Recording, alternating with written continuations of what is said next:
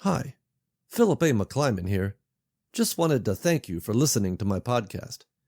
It's a blast making it, and an even bigger blast knowing you are enjoying it. If you are enjoying the podcast, please consider supporting it with a one-time donation of $3, which is about the price of a cheap cup of coffee. The link to do that is in the show notes, right there at the top. I am usually drinking coffee when I record the podcast, so it kind of makes sense. Okay, thanks again for listening. On to the next episode, and the next cup of coffee.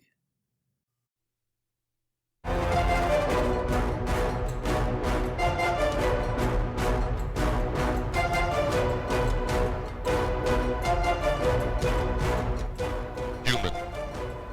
Extinction level. Loss.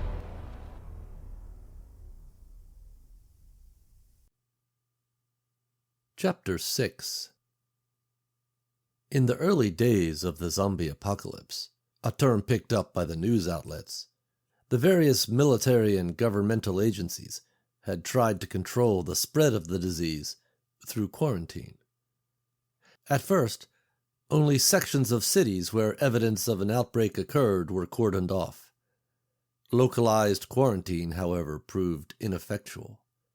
The decision was made that an occurrence in one part of a city or town meant quarantine for the whole of the municipality. The military was recalled from all forward theaters of operation, their new mission laying siege to American cities. When a city was deemed to have been infected, it was sealed off. Armed and fortified roadblocks were stationed at all points of entry around the city. Several miles before one got to a checkpoint, a road sign was placed to warn visitors that where they were headed was not somewhere they could go. Simple in design, it was a single yellow triangle on a pole. It was decided that no words would be used on the sign. Perhaps someone who could not read or who did not understand English would disregard it. A sinister character of a skull was chosen as an image that would universally convey both the danger within a locale and the message to stay out.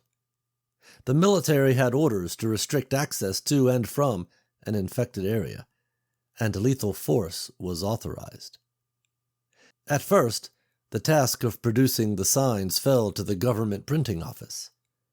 As the disease spread and the areas of quarantine increased, the GPO could not keep up. Sign production was farmed out to penal institutions. Infrastructure already set up to make license plates was refitted to produce the quarantine signs. Inmates across the country cranked them out day and night. In the end, virtually every city and town in America had a skull on yellow triangle posted at its city limits. The signs became larger, true-life representations of the red dots on the video screens at NORAD, charting the spread of the contagion. The maps on those screens became covered in red, and it became easier to talk about where the disease was not than where it was. Eventually it came to a head, and nobody was charting the spread of the disaster or quarantining cities anymore. It was everywhere.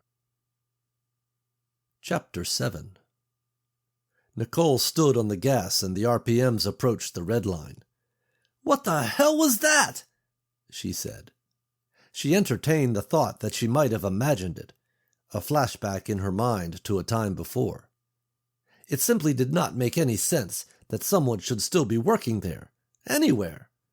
She cast a final look back over her shoulder and watched the store recede in the distance. "A little early to be hallucinating, Nicole," she said.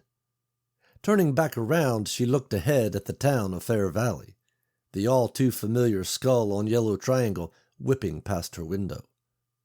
Nicole strained her eyes as she saw what she thought was movement in the distance. She slowed the GTO and scanned the horizon. Her first thought was heat waves rising off the blacktop, but it just did not seem that hot to her. As she drew closer, what was moving was brought into sharp relief. Nicole stomped the brakes and brought the car to a screeching stop as she saw emerging from the city the collective citizenry of Fair Valley. They spanned the 2-lane and extended for hundreds of yards beyond it, in both directions. The dead did one thing at a time.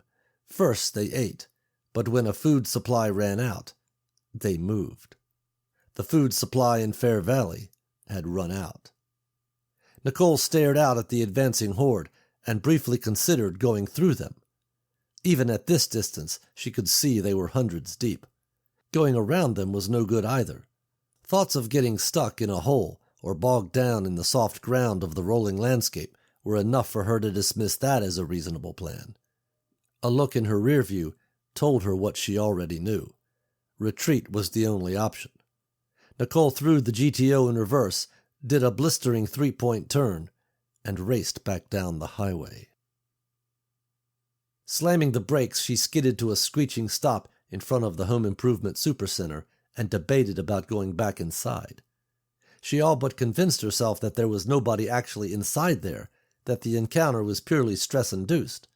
Besides, she was now headed in the opposite direction from where she needed to go. If the horde kept advancing, it would be hundreds of retraced miles before she got to a turnoff where she could seek an alternate route around the horde. How long will that take? And what if there is a bigger horde along that route? She thought. Nicole looked over at the store again. If she ducked in there, maybe they would simply pass, and then she could be on her way, unobstructed with no time lost. Turning the wheel, she gunned the engine and raced up to the front sliding doors. She killed the engine and ran inside. Nicole looked around. Seeing the switch on the right side, she turned off the doors and locked them. She then ran to the second set of glass doors farther down by customer service. A large metal display sat in front of the switch. Nicole grabbed it and pulled it away. The metal display made an ear-splitting scraping noise as she dragged it across the floor. She reached over, turned off the doors, and locked them. Sam stopped counting Schedule 40 PVC fittings when he heard the scraping. Good, Bob was finally here, he thought.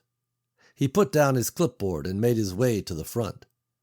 There, he stood in shock as he watched the shoplifter finish pulling the metal display away and locking the doors. He was about to say something when she turned, and for the second time, jumped back screaming. "Shit!" she said. Sam stared at her. "Ma'am, may I ask what you think you're doing? Aside from the fact that you have stolen from us, what you have created there is a fire hazard. Those doors are to remain unlocked during business hours," he said. Nicole stared back in disbelief. She slowly walked up to the clerk. She extended a finger and poked him in the chest.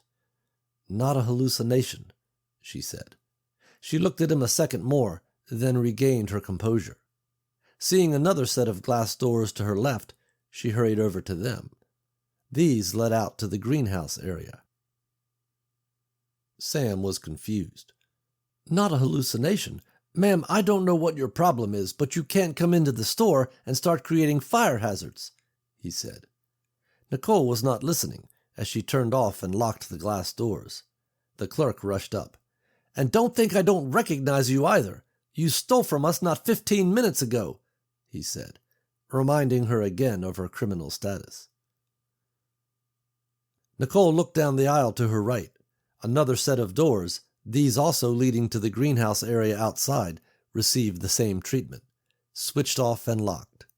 As she turned around, the increasingly annoying clerk blocked her.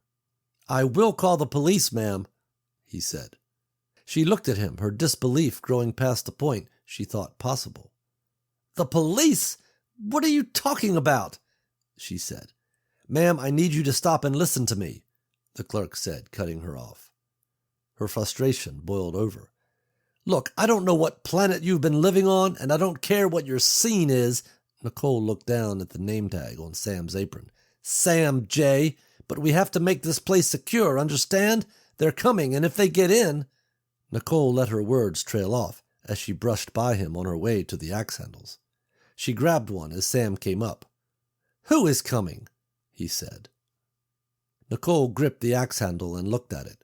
From the front of the store, a loud bang sounded. "Nobody's coming. They're already here," she said.